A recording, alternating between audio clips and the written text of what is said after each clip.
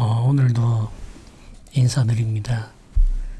예배를 지나 삶으로 우리의 신앙이 나아가기를 바라며 오늘도 함께 매일 성경으로 말씀을 묵상하도록 하겠습니다. 1월 15일입니다. 목요일이죠. 본문 말씀은 창세기 11장 1절부터 9절까지입니다. 성경 말씀을 읽어보겠습니다. 온 땅의 언어가 하나요 말이 하나였더라. 이에 그들이 동방으로 옮기다가 신할 평지를 만나 거기 거류하며 서로 말하되 자 벽돌을 만들어 견고히 굽자 하고 이에 벽돌로 돌을 대신하며 역청으로 진흙을 대신하고 또 말하되 자 성읍과 탑을 건설하여 그 탑 꼭대기를 하늘에 닿게 하자 하여 우리 이름을 내고 온 지면에 흩어짐을 면하자 하였더니 여호와께서 사람들이 건설하는 그 성읍과 탑을 보려고 내려오셨더라. 여호와께서 이르시되 이 무리가 한 족속이요 언어도 하나이므로 이같이 시작하였으니 이후로는 그 하고자 하는 일을 막을 수 없으리로다. 자 우리가 내려가서 거기서 그들의 언어를 혼잡하게 하여 그들이 서로 알아듣지 못하게 하자 하시고 여호와께서 거기서 그들을 온 지면에 흩으셨으므로 그들이 그 도시를 건설하기를 그쳤더라. 그러므로 그 이름을 바벨이라 하니 이는 여호와께서 거기서 온 땅의 언어를 혼잡하게 하셨음이니라. 여호와께서 거기서 그들을 온 지면에 흩으셨더라. 아멘. 창세기 11장은 창세기 10장 그러니까 노아의 세 아들로부터 시작되는 계보의 한 부분을 이렇게 부각해서 조명하는 것으로 읽으시면 됩니다. 창세기 11장 1절부터 9절까지의 이 유명한 바벨 건설의 이야기는 니므롯의 시대에 있었던 것으로 이해하고 읽으시면 되겠습니다. 첫 용사, 용감한 사냥꾼이라고 불렸던 니므롯은 거대한 나라를 건설할 꿈을 가지고 있었죠.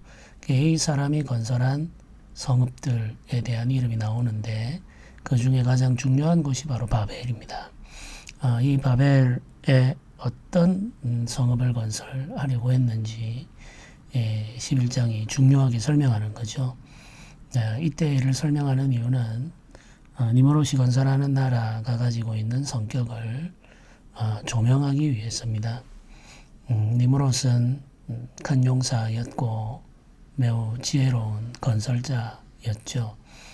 이 사람이 하려고 했던 일이 무엇인지 함께 살펴봅시다. 성경은 언어에 대한 설명으로 시작합니다. 언어가 하나고 말이 하나였다. 이렇게 말하고는 이들이 신할 평지에 거류하기 시작하죠. 신할 평지에 모여 살기 시작하면서 이들이 그곳에 도시를 건설하게 됩니다. 이 도시를 건설하는 장면을 묘사할 때 성경은 이들이 의논하는 모습으로 시작하죠. 서로 말하되 자 벽돌을 만들어 견고히 굽자. 여기에서 자라고 번역되어진 이 단어는 이제 시작하자 이런 의미를 가지고 있습니다. 이제 시작하자. 굉장히 적극적인 행동을 전제로 하는 의논, 계획, 그걸 말하는 거죠. 우리가 흔히 꿈이라고 말하기도 하고 영어로는 비전이라고 표현하기도 하는 그 간절한 소망, 그 소망을 이루기 위한 계획을 함께 하는 장면입니다. 그런데 우리가 이제 이 장면을 읽을 때 함께 참고하고 읽어야 될 본문이 창세기 1장입니다. 창세기 1장 26절을 보면 하나님께서 사람을 만드실 때 자 서로 의논하시면서 말씀하시죠. 우리가 사람을 만들고 이렇게 이제 의논하시면서 사람을 창조하시는 일을 시작합니다. 이 창세기 11장의 이 사람들의 의논은 그때 그 장면을 연상하게 하는 구조를 가지고 있습니다.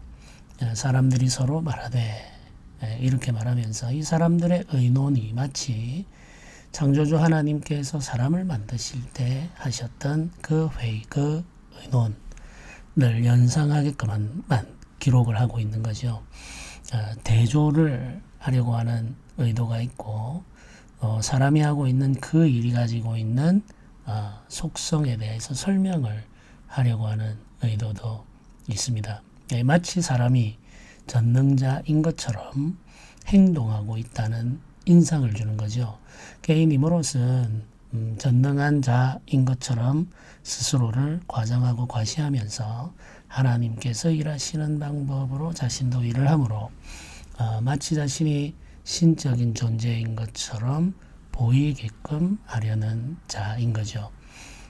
이 사람들이 이제 의논하면서 역사를 이루어 가는데 벽돌을 만들고 그 벽돌을 사용해서 성읍을 건설하는 겁니다. 도시를 건설하는 거죠.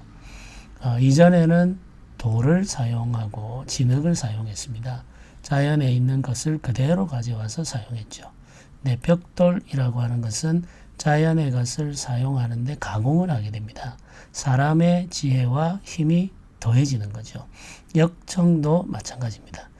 이 역청이라고 하는 것은 이제 본드와 같은 것인데, 네, 이건 역시 자연에 있는 것을 가지고 와서 그걸 가공함으로 사람이 원하는 기능을 강화하는 것이죠.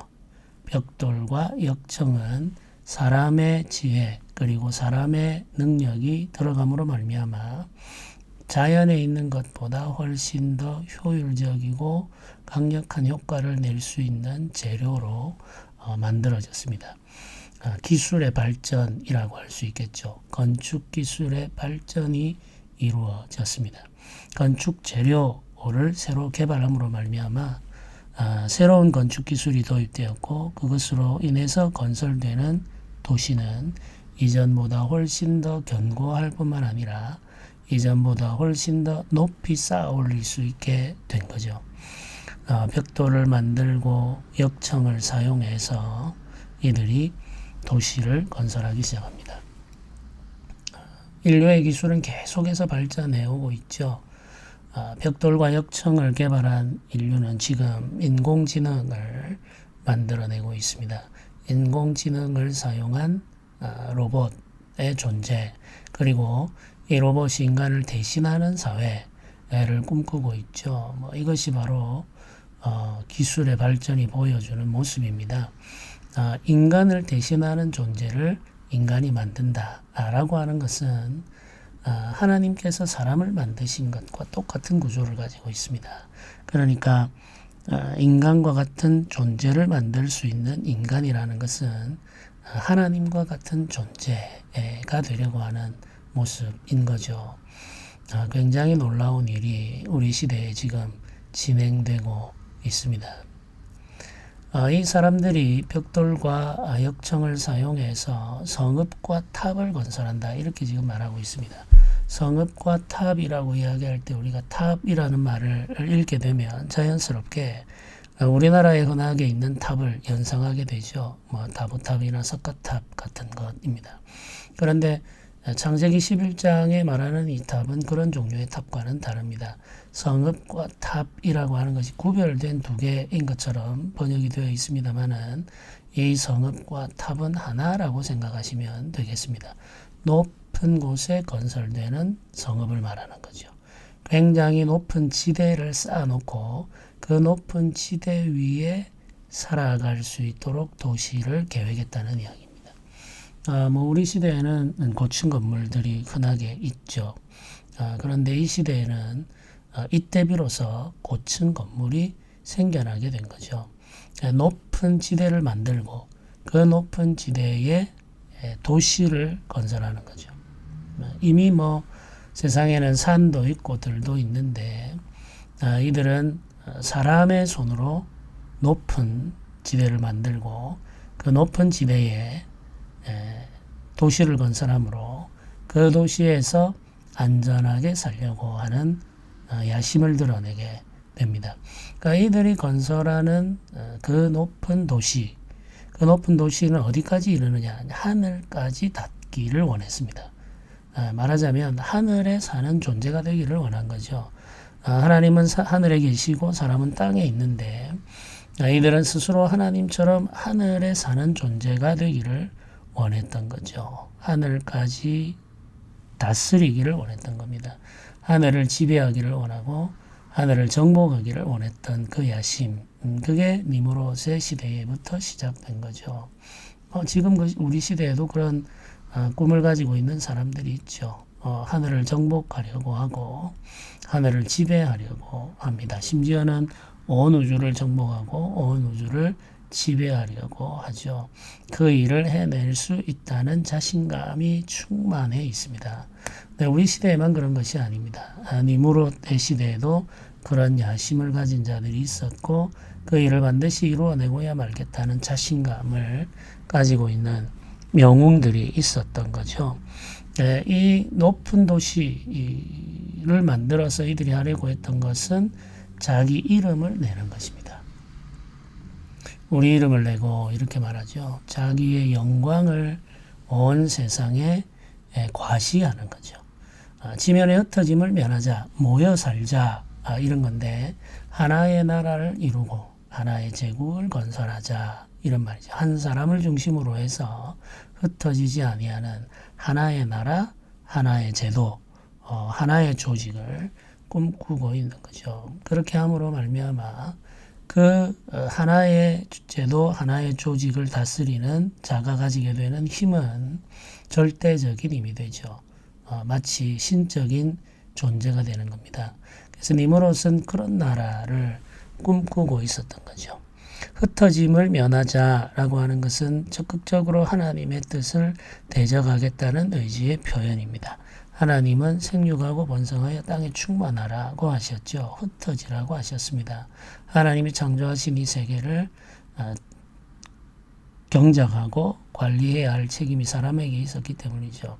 그런데 니무롯은 흩어지기를 원하지 않았습니다.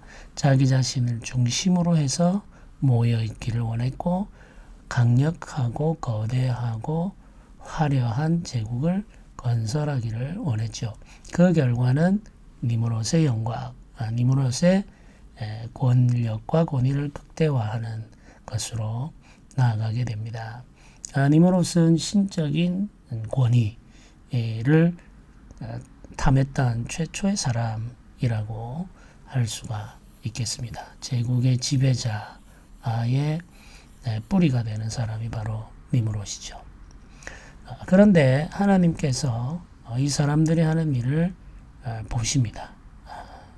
6절을, 이 5절을 보면은 하나님께서 내려오셔서 보셨다 이렇게 말하죠. 보려고 내려오셨다.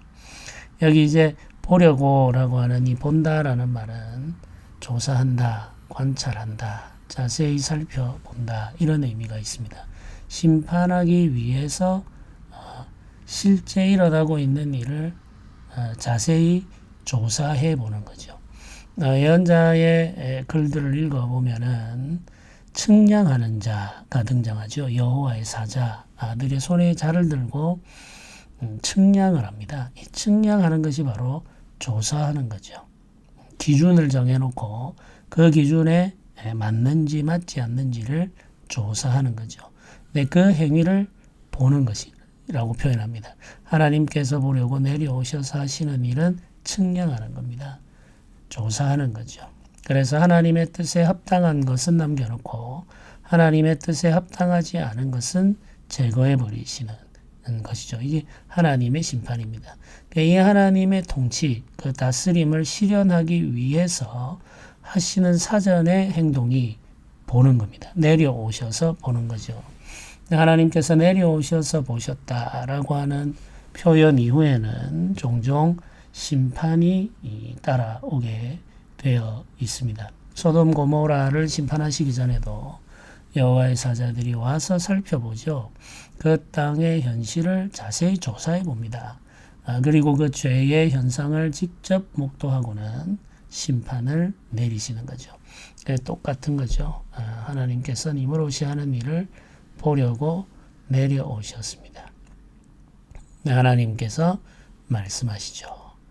이 무리가 한 족속이요 언어도 하나이므로 이같이 시작하였으니 이후로는 그 하고자 하는 일을 막을 수 없으리로다. 자, 우리가 내려가서 거기서 그들의 언어를 혼잡하게 하여 그들이 서로 알아듣지 못하게 하자 하시고 여호와께서 거기서 그들을 온 지면에 흩으셨으므로 그들이 그 도시를 건설하기를 그쳤더라. 이렇게 말합니다. 여기에 또 이제 자, 우리가 이렇게 등장하죠. 똑같은 구조를 사용하고 있습니다. 하나님께서 삼위 하나님께서 서로 의논하며 말씀하십니다. 삼위 하나님께서 서로 의논하여 말씀하시고는 내려가셔서 행동하시죠. 하나님께서 일하시면 사람이 하는 일을 언제든지 중단시킬 수 있습니다. 그런데 여기 표현을 보면은 이들이 언어가 하나이기 때문에 이같이 일을 시작하면 이후로 막을 수 없을 것이다. 이렇게 표현하는데 이것은 실제로 하나님께서 사람이 하시는 일을 막을 수 없다. 이런 의미가 아니라 일종의 과장의 표현이죠. 사람이 마치 하나님과 같은 능력을 가지고 하나님이 하시는 일을 하는 것처럼 자신들의 일을 이루어낼 수 있는 자이라는 사실을 하나님께서 알려주시는 겁니다. 사람은 그만큼 능력이 있는 존재라는 말이죠. 그러나 하나님께서 언제든지 그들이 하시는 일을 막을 수 있습니다. 좌절시킬 수가 있죠. 하나님께서 내려오셔서 언어를 혼잡게 하심으로 그들이 하는 일을 중단시키셨습니다. 좌절시키신 거죠. 언어가 다르게 만들어져 버림으로 서로 소통할 수 없게 되었고 함께 일을 할 수 없게 되었죠. 니므롯의 때에 언어가 갈라짐으로 이들이 서로 의논하고 계획했던 일들을 더 이상 진행할 수 없게 되었고 결국 언어가 같은 사람들끼리 무리를 이루어 흩어지는 일이 일어나게 됩니다. 하나님께서 일하시면 하나님이 하시는 일을 사람은 막을 수가 없습니다.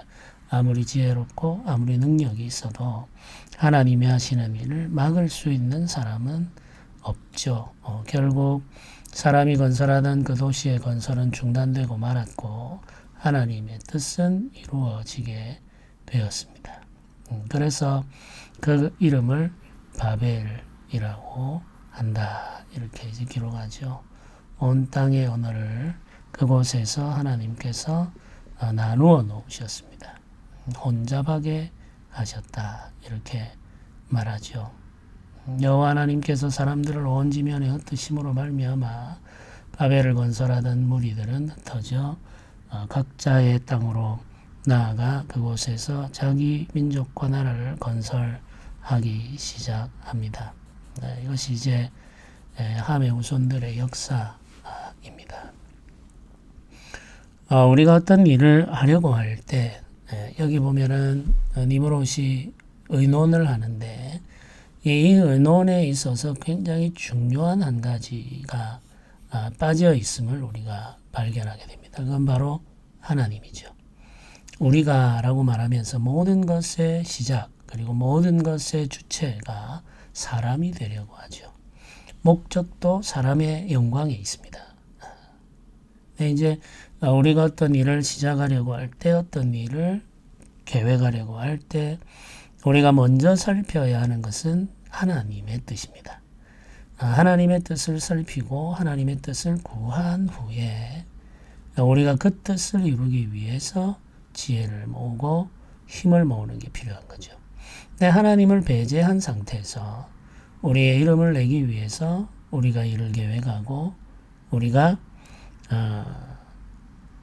자기 능력을 과시할 목적으로 일을 추진하게 될 때에는 하나님께서 막으신다는 거죠.